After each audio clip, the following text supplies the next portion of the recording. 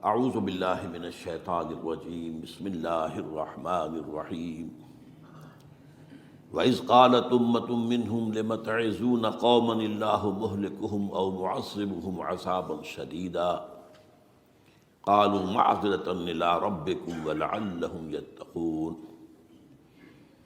وقال عز وجل كما ورد في آخر سورة الأنبياء وَإِنْ أَدْرِي أَقَرِيبٌ أَمْ بَعِيدٌ مَا تُوعَدُونَ إلى قوله تعالى وَإِنْ أَدْرِي لَعَلَّهُ فِتْنَةٌ لَكُمْ وَمَتَاعٌ إِلَىٰ حِينٍ صدق اللہ العظیم۔ وعن سلمان الفارسی رضی اللہ تعالی عنہ قال قال رسول اللہ صلی اللہ علیہ وسلم لا يرد القضاء إلا الدعاء ولا يزيد في العمر إلا البر رواہ الامام الترمذی رحمہ اللہ۔ رب اشرح لی صدری ویسر لی امری واحلل عقدۃ من لسانی یفقہوا قولی۔ اللہم ربنا الہمنا رشدنا واعذنا من شرور انفسنا، اللہم ارنا الحق حقا وارزقنا اتباعہ وارنا الباطل باطلا وارزقنا اجتنابہ، آمین یا رب العالمین۔ حضرات، اگر انسان اس بات پر غور کرے کہ انسانی زندگی کی سب سے یقینی شے کون سی ہے جس میں کسی شک و شبہ کی گنجائش نہیں، زندگی کی سب سے بڑی حقیقت موت ہے جسے ہم بھلائے رکھتے ہیں۔ اگر کسی عزیز کی نماز جنازہ پڑھتے ہیں تب بھی یہ خیال نہیں آتا کہ اس وقت ہم بھی ہو سکتا تھا کہ یہاں پر بجائے ان کے میرا لاشا ہوتا۔ کچھ تھوڑی سی تو ہوتی ہے، قبر میں جب اتارتے ہیں کسی عزیز کو تو کچھ نہ کچھ احساسات کے اندر کچھ حرکت ہوتی ہے، لیکن بس واپس آنے کے بعد پھر آدمی بھول جاتا ہے موت۔ لیکن قرآن مجید نے لفظ یقین استعمال کیا ہے موت کے لیے۔ سورہ حجر کی آخری آیت ہے، حضور سے خطاب کر کے فرمایا وَاعْبُدْ رَبَّكَ حَتَّى يَأْتِيَكَ الْيَقِينُ۔ اے نبی، آپ تو اپنے رب کی بندگی میں لگے رہیے، اس کی اطاعت میں، اس کی فرمانبرداری میں، یہاں تک کہ موت آ جائے۔ تو سب سے یقینی شے حیات انسانی کی موت ہے۔ اسی طرح اس کائنات کی سب سے یقینی شے قیامت ہے۔ کچھ عرصے پہلے تک جب سائنس آئی تھی، خاص طور پر نیوٹن کا دور تھا، آپ کو یاد ہوگا بہت سو کو جو اصول تھے، میٹر از انڈسٹرکٹیبل، میٹر ڈسٹرائے نہیں ہو سکتا۔ عام گمان یہ تھا کہ کائنات ہمیشہ سے ہے، ہمیشہ رہے گی۔ یہ اس دور کا یہ تھا جو ذہنوں میں تصور تھا، جس کو نیوٹونین ایرا آف فزکس کہا جاتا ہے، فزکس کا نیوٹن کا دور۔ اور ویسے وہ بابا آدم ہے، ماڈرن فزکس کا باپ جو ہے وہ اس میں کوئی شک نہیں، نیوٹن ہے۔ ڈاکٹر مائیکل ہارٹ کی کتاب کا کئی دفعہ تذکرہ میں نے کیا آپ سے کہ تاریخ انسانی کے 100 اشخاص چن لیے جنہوں نے تاریخ کے دھارے کو رخ موڑا، اور ان 100 میں پھر گریڈیشن قائم کی، a selection and gradation of the 100 most influential personalities of human history۔ Number 1 پر حضور کو لایا، نمبر 2 پر نیوٹن کو لایا۔ یہ ساری جو آپ دیکھ رہے ہیں سائنس کی ترقیاں اور اس کے اکتشافات، انکشافات، ایجادات، یہ سب جو ہے اس کا بابا آدم نیوٹن ہے۔ لیکن نیوٹونین فزکس کے اندر بہت سی خامیاں تھیں جو بعد میں واضح ہوئی ہیں، اور آج کا دور آئنسٹائن ایرا کہلاتا ہے یہ۔ تو اس وقت یہ تھا کہ میٹر انڈسٹرکٹیبل ہے، اب کہتے ہیں نہیں، میٹر تو ڈسٹرائے ہو سکتا ہے، it can change into energy at any time. اور آج تصور یہ ہے کہ اس کائنات کا آغاز بھی ایک خاص وقت پر تھا، بگ بینگ، جس کا ذکر کئی دفعہ میں کر چکا ہوں، اور ایک وقت میں یہ کائنات پھر ختم ہو جائے گی۔ اور عجیب نقشہ سائنس آج وہی پیش کر رہی ہے جو قرآن مجید کی آیت میں ہے کہ اس دن ہم لپیٹ دیں گے آسمانوں کو، یوم نطوی السماء کطی السجل للکتب کما بدانا نعیدھا۔ یہ جس طریقے سے کہ پھل جھڑی ہوتی ہے ایک، وہ اس طریقے سے پھیلتی ہے پھل جھڑی۔ تو اس طریقے سے یونیورس پھیلی ہے، اس کی گیلیکسیز جو ہیں پھیلی ہیں، اور پھر یہ ریورس ایکشن اسی طریقے سے ہوگا، یہ لپیٹ لیا جائے گا جیسے کہ پچھلے زمانے میں کتابوں کے تومار ہوتے تھے۔ کتابیں اس طرح کی نہیں ہوتی تھی مجلد جو آپ دیکھتے ہیں، بلکہ یہ کہ ایک کاغذ ہو گیا پورا لکھ لیا، اب یہاں پر کچھ گوند لگایا، دوسرا کاغذ لگا دیا، اس کو طے کر لیا، اب اس کے بعد تیسرا کاغذ یہاں لگا دیا، یہ طے کرتے چلے آ رہے ہیں۔ اس کو سکرولز کہتے تھے، دی ڈیڈ سی سکرولز بہت مشہور ہوئے ہیں کہ یہ جو بحیرہ مردار ہے اس کے قریب کی کچھ غاروں میں سے انجیل کے بہت پرانے مینuscripts جو برآمد ہوئے تھے تو ان کو ڈیڈ سی سکرولز کہتے ہیں۔ تو یہی ہے۔ بہرحال میں نے عرض کیا کہ انسان کی انفرادی زندگی کی سب سے بڑی حقیقت موت، اس کائنات کی سب سے بڑی حقیقت قیامت۔ قیامت سے پہلے کے بارے میں ایک حقیقت ہے جس پر کہ ہر مسلمان کو یقین رکھنا چاہیے، اور وہ یہ ہے کہ اس قیامت سے پہلے پوری دنیا میں حق کا بول بالا ہوگا۔ اچھا، یہ وہ بات ہے جو دنیا کے اکثر مذاہب میں ہے، اکثر مذاہب میں، اور خاص طور پر جو تین یہ مذاہب ہیں جنہیں ابراہیمی مذاہب کہا جاتا ہے، یہودیت، عیسائیت اور اسلام، میں جو صراحت کے ساتھ ہے۔ یہود کے ہاں بھی عقیدہ موجود ہے، عیسائیوں کے ہاں بھی ہے، مسلمانوں کے ہاں بھی ہے کہ اس سے پہلے، اس کائنات کے ختم ہونے سے پہلے، اس زمین کی قیامت آنے سے پہلے اس پر اللہ کا دین غالب ہوگا، کنگڈم آف ہیون اور ارتھ۔ اور یہی بات حضرت مسیح نے کہی تھی اپنے اس وقت کے جن یہودیوں سے مخاطب تھے، ریپینٹ، توبہ کر لو، for the kingdom of heaven is at hand. اب جو وہ ہے آسمانی بادشاہت آیا چاہتی ہے، وہ آسمانی بادشاہت تھی حضور کا ظہور صلی اللہ علیہ وسلم، جس سے کہ وہ آسمانی بادشاہت قائم ہوئی اور پھر پھیلی کتنے بڑے علاقے میں، لیکن بہرحال پوری دنیا میں نہیں پھیل سکی۔ وہ اس کے اسباب کیا تھے وہ اس وقت میرا موضوع نہیں ہے، لیکن پھیلنا ہے اس کو۔ اس سے قبل کیا ہونا ہے، یہ جو تیسری بات میں نے کہی ہے اس پر آپ کو یقین ہونا چاہیے، اس لیے کہ احادیث صحیح آ گئی ہے۔ قرآن مجید کا سورہ کبریٰ دلالت کرتا ہے اس پر کہ حضور کو بھیجا گیا غلبہ دین کے لیے، اور بھیجا گیا پوری نوع انسانی کے لیے۔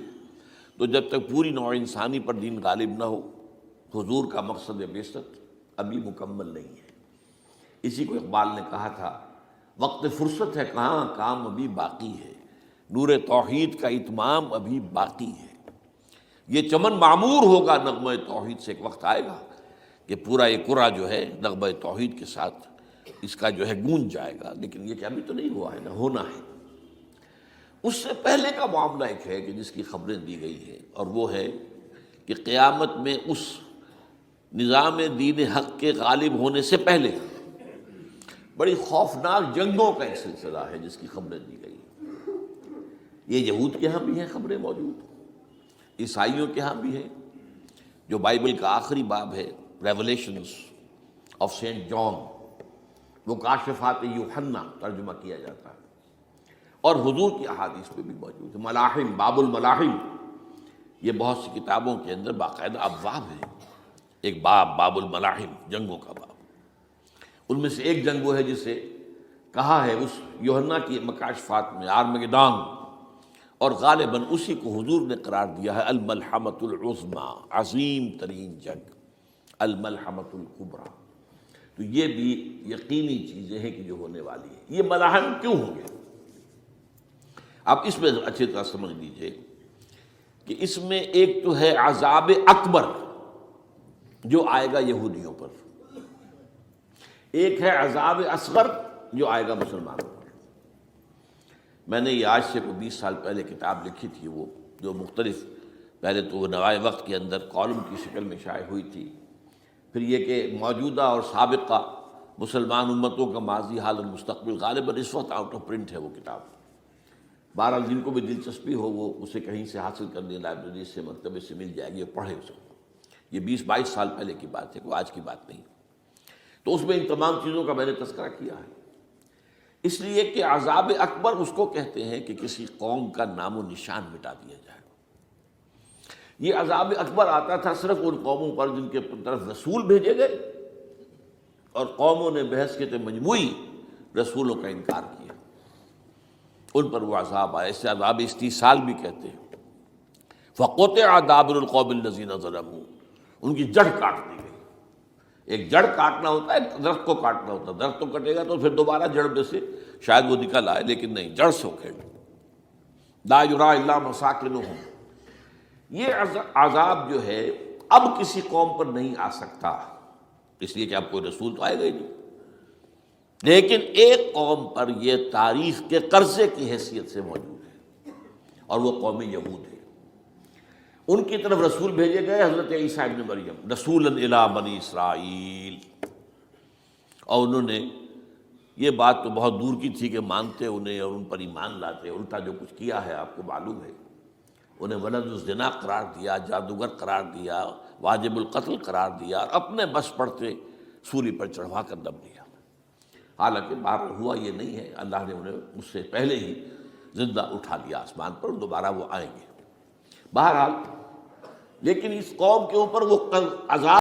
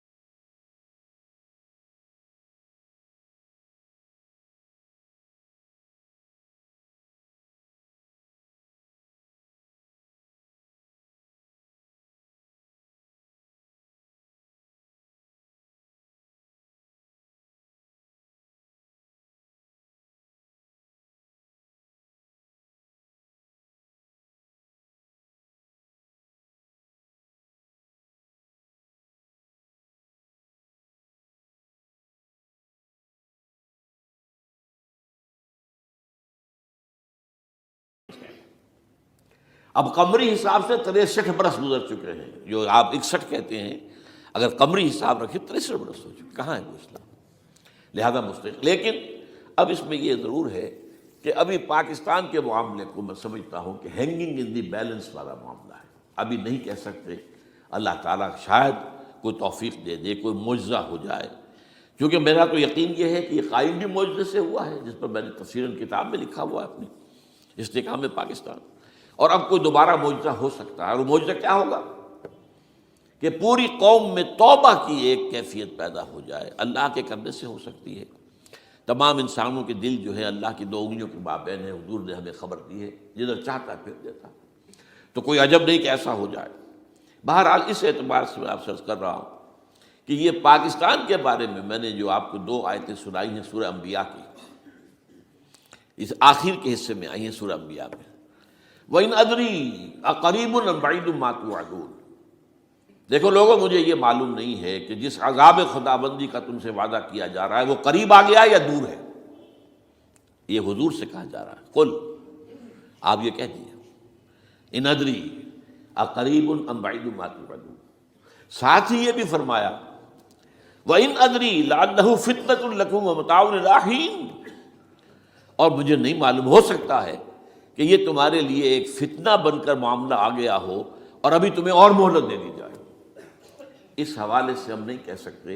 اب آپ کو معلوم ہے، میں تفصیل سے بیان کر چکا ہوں جس طریقے سے مجموعی طور پر پاکستان کا گھیراؤ کیا گیا ہے، اور جس طریقے سے یہ جتنا نیو کونز کا اور کرسچن اور جو جیوش زائنسٹ ہیں، اور اب ان کے اندر اضافہ کیجیے اب ہندو زائنسٹ کا، اب یہ جس طریقے سے گھیرے کے اندر لے رہے ہیں پاکستان کو. جس طرح بھارت کی فوج افغانستان میں بھی آ رہی ہے، اس نے اپنے کتنے قونصل خانے کھولے ہوئے ہیں افغانستان میں. کس لیے؟ جو کچھ وہ ہو رہا ہے بلوچستان کے اندر، جو کچھ ہمارا پورا صوبہ سرحد ہے، اور اس سے آگے بڑھ کر جو کچھ کراچی میں ہو رہا ہے، یہ سارے معاملات جو ہیں وہ دیکھ لیجئے تو گویا کہ باہر سے ہمارا گھیراؤ مکمل ہو چکا ہے. اور اس میں یہ ہے کہ تازہ جو بمبئی کے اندر جو ہوئے ہیں معاملات وہ نوٹ کیجئے کس طریقے سے اب اسے کہا جا رہا ہے کہ کچھ مسلمانوں نے کیا ہے. حالانکہ اس کے اندر سب سے بڑا ثبوت یہ ہے کہ ایک ہندو ہیمنت، جس نے کہ وہاں ساری تحقیقات کی کہ سمجھوتا ایکسپریس کو جو اڑایا تھا کس نے اڑایا تھا، اس کی انہوں نے کہا جب کی ہے تحقیقات. اب یہ اس کو گیو دم دی کریڈٹ. ہندو قوم کے اندر کم سے کم یہ بھی بات موجود ہے، جہاں وہ بدماشیاں ہیں وہاں یہ بھی ہے، یہ خیر بھی ہے. جہاں برائیاں ہیں ان کے اندر وہ خوبیاں بھی ہیں. ان کا ایک کمیشن ہے، اس نے صاف ایک ہندو کو، اور ہندو بھی سرونگ کرنل کا یہ ہے ماسٹر مائنڈ، اس نے کروایا اور وہ گرفتار ہوا. Serving kernel of Bharat army. تو اب ظاہر بات ہے کہ اس کو مارا گیا ہے بمبئی میں. اس کو مسلمان کاہے کو مارے گے؟ مسلمانوں کا تو وہ کہ محسن تھا. وہ مسلمان کس وجہ سے اسے مارے گے؟ اسے مارنے والے کون ہیں؟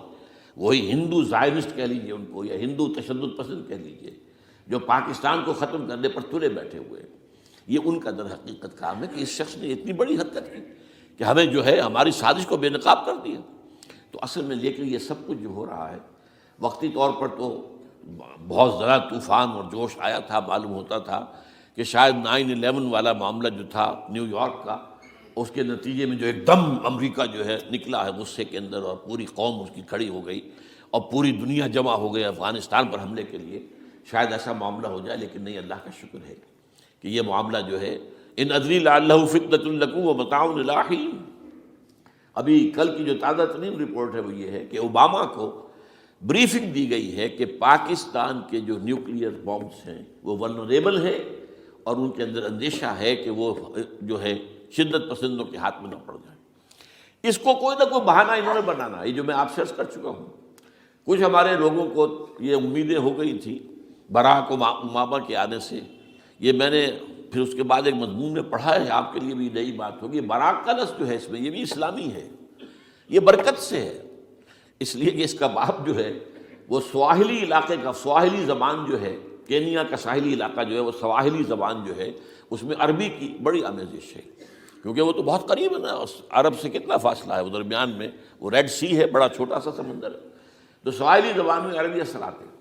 تو یہ برکت والی بات، جیسے ہم کہتے ہیں کسی کا نام برکت حسین، برکت علی، تو یہ وہ ہے باراک برکت والا، باراک حسین، اور پھر حسین کا موجود. تو اس سے بڑی توقعات ہو گئی تھی، لیکن نظر یہ آ رہا ہے کہ جو بش کا ایجنڈا تھا، اس لیے کہ اصل میں اس کی پالیسی بنانے والے میں آپ کو بتا چکا ہوں، کوئی ایک فرد نہیں ہوتا وہاں تو پورے ادارے ہیں، بڑے بڑے تھنک ٹینکس ہیں. اور یہ ثابت ہو گیا ہے کہ اس اوباما نے آتے ہی سب سے زیادہ کٹر جو زائرسٹ تھا امریکہ کے اندر، جس کا نام ہی اسرائیل ہے، اسرائیل رحم، جو ہے اسرائیل رحم ایمانویل، اس کو اپنا بنایا chief of the white house staff. اور یہ وہ شخص ہوتا ہے کہ جو گویا کہ جس کے گھیرے میں ہوتا ہے صدر امریکہ کا. صدر سے کون مل سکتا ہے، یہی فیصلہ کرے گا. کون نہیں مل سکتا، یہ فیصلہ کرے گا. کون سی رپورٹ صدر تک جائے گی، یہ فیصلہ کرے گا. کون سی رپورٹ روک لی جائے گی، یہ فیصلہ کرے گا.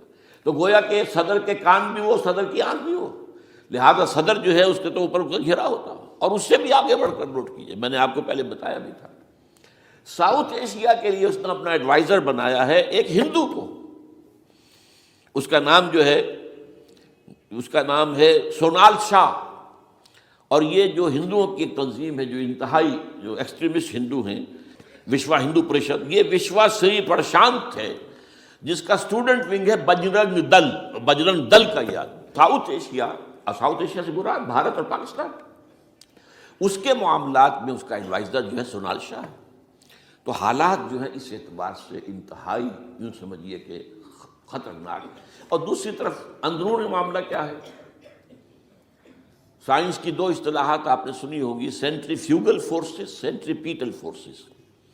سینٹریفیوگل وہ ہوتی ہے کہ جو مرکز سے توڑنے والی ہوتی ہے، بھاگتا ہے ہر ایک مرکز کو چھوڑ کر، یہ سینٹریفیوگل فورسز.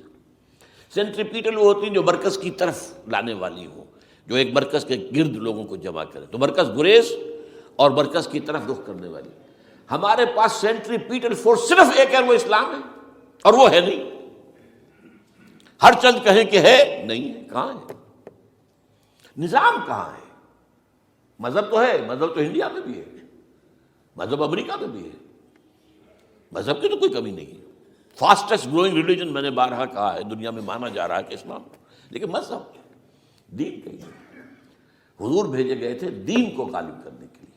هو الذی ارسل رسولہ بالہدی ودین الحق لیظہرہ علی الدین کلہ. سینٹریفیوگل فورسز آپ کو یاد ہوگا، میں نے گنوا دیا تھا ایک دفعہ. آپ کا نارتھ پول کیا ہے؟ NWFP. وہاں حکومت اس نے کن کی ہے؟ وہ اسفند یار ولی، جس کا دادا، جس نے پاکستان میں دفن ہونا گوارا نہیں کیا، جن کا پختہ موقف یہ ہے. اس کے باپ کا بھی ولی خاں کا یہ تھا کہ انگریز نے بنایا ہے، پاکستانی انگریز کا بنایا ہوا ہے، یہ انگریزی سازش کے نتیجے میں وجود میں آیا. And they believe in that. اور اس کے ساتھ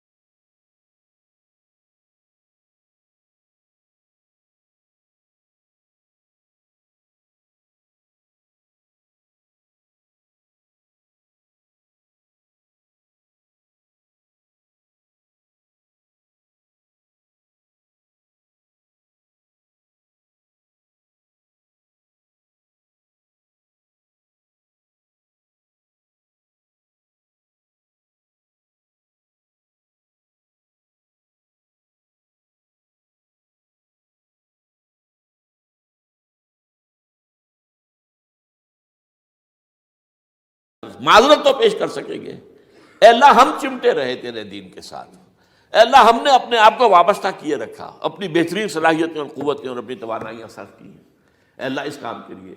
اور یقین کا لفظ بھی میں نے شروع میں کہا تھا آپ سے، موت اور قیامت، اور 2 مرتبہ آیا ہے قرآن کے بارے میں، ان ھذا لھو الحق الیقین،